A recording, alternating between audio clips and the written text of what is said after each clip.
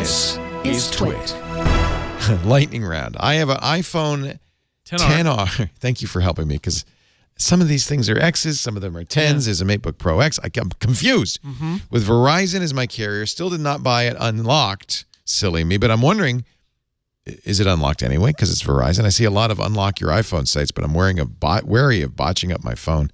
The Verizon website says none of its 4G LTE phones are locked, but never names any specific phone brand. I couldn't get a definitive answer from Apple support either.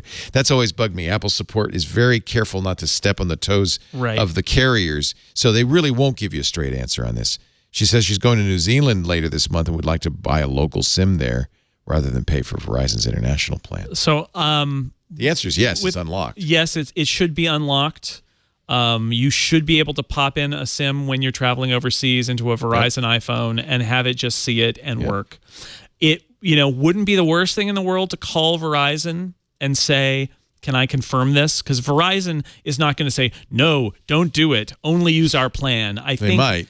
Well, but they'd be wrong. They might hard sell you, but I think it's not worth it, because I've had it where I've had a phone that was bought full price and unlocked on AT&T, and I went overseas and it was locked. And I called AT&T and they're like, "Oh yeah, well, we'll unlock it, but you have to ask," which is so frustrating. That is the case for AT&T. That's not unlocked. Yeah. It's locked until you ask. Say something. It's so frustrating, because then you're overseas and you're lost traveling. a consent decree with the FCC. This was part of the deal, is they're not allowed to lock them.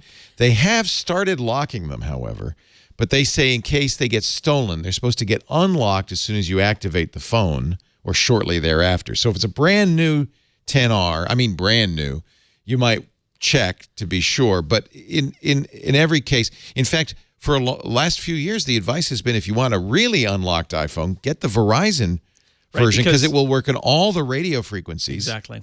Unlike the locked phone, which may not. Yeah, unlocked phone. So I think it's worth a call to Verizon, because the alternative is you get to New Zealand and you buy a SIM card. Good idea. And if it's weird, then you're going to have to be on the phone from New Zealand to Verizon during Verizon's business. And I did that last summer in the UK. I had to call to unlock my daughter's AT&T phone because we thought it was unlocked and it wasn't. And you don't want to spend your vacation time there. But I'm pretty sure it'll work, that Verizon is going to let you use a carrier. Now, keep in mind, your phone number will change if you do this. The advantage of paying Verizon for their plan is that your phone number would remain intact. Here, your phone number will change. Your iMessage will get a little bit weird, because it will now say, would you like to add this new number? If people send texts or iMessages to your old number, iMessages up completely. It will not work. So there are complications. Here's what I would do.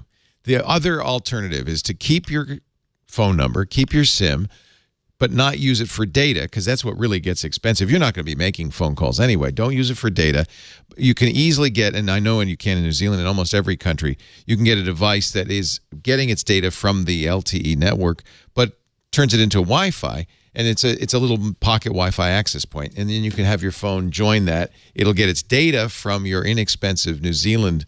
I call them MiFi cards. They were called that for a while. Now they have different names for them. But that way, also, other members of your party can also use it. Or you can use it on your laptop, your phone, and other devices. It's a little hotspot in your pocket. Yeah. Although for me, I still do this where I just buy. Also, 10R. I'm worried about the iPhone. The other thing I'm worried about the messages thing. The other thing to look up is on the 10R does the 10R do the virtual SIM? Because you could potentially, if New Zealand offers them, use an eSIM? Use an eSIM. I don't know if the 10R uses the eSIM or not.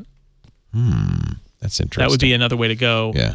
It's got dual SIM with a nano SIM and an eSIM. So you should check and see if any carriers in New Zealand support eSIM. Offer pay-as-you-go eSIM, because then you don't even need to install a SIM card. You just add a local SIM card when you get to New Zealand. And you still get your phone number, and you still get your messages. Because your phone is using both numbers. And you can turn off roaming, but you still are not messing up your phone. That's the key. Turn off data roaming. Yeah.